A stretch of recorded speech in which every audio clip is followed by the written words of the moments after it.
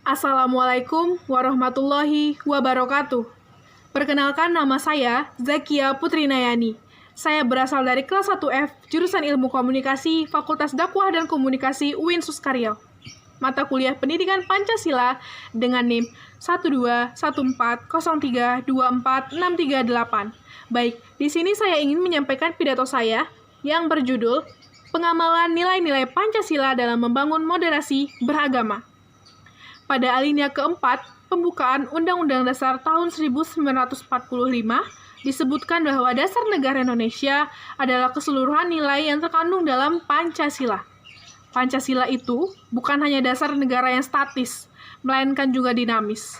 Karena Pancasila pun menjadi pandangan hidup, firasat bangsa, tujuan negara, ideologi nasional kepribadian bangsa, dan sumber dari segala sumber tertib hukum yang menuntut pelaksanaan dan pengamalannya dalam kehidupan bermasyarakat, berbangsa, dan bernegara.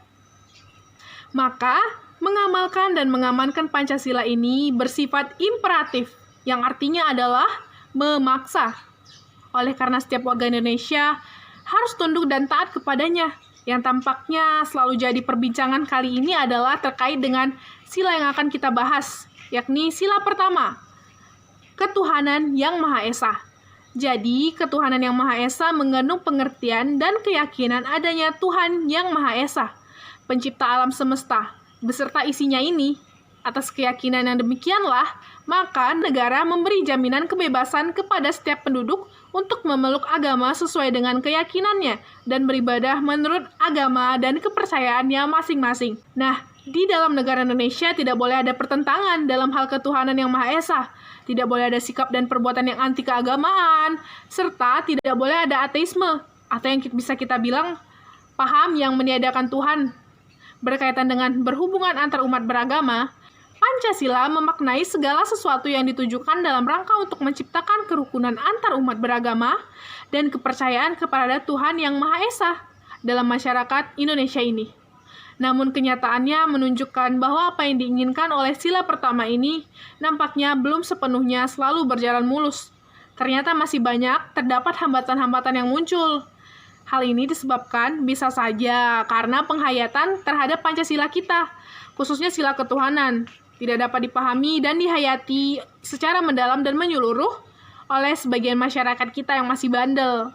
Beberapa contohnya adalah toleransi dan sikap menghargai umat beragama yang belum sepenuhnya dapat disadari dan diwujudkan oleh beberapa pihak atau golongan, konflik antar agama, pandangan atau paham yang sempit mengenai pemahaman terhadap negara, terorisme, dan lain-lainnya. Dari pembahasan tersebut, dapat kita simpulkan bahwa penyebab terjadinya penyimpangan sila ketuhanan yang Maha Esa di Indonesia adalah salah satunya karena Pancasila ini sebagai ideologi, falsafah, dasar negara, serta sebagai pandangan hidup tidak dapat dipahami dan dihayati secara menyeluruh oleh bangsa ini. Maka, dewasa ini kita sebagai masyarakat bangsa Indonesia haruslah bijak dalam mengaplikasikan sila pertama Pancasila ini. Kita harus menjadi masyarakat Indonesia yang mengedepankan persatuan Bhinneka Tunggal Ika, tidak adanya perpecahan serta tidak rasis dan tetap toleransi antar umat beragama, serta menghargai agama orang lain, tidak adanya diskriminasi minoritas, dan lainnya. Demikian pidato saya, lebih dan kurang saya mohon maaf. Assalamualaikum warahmatullahi wabarakatuh.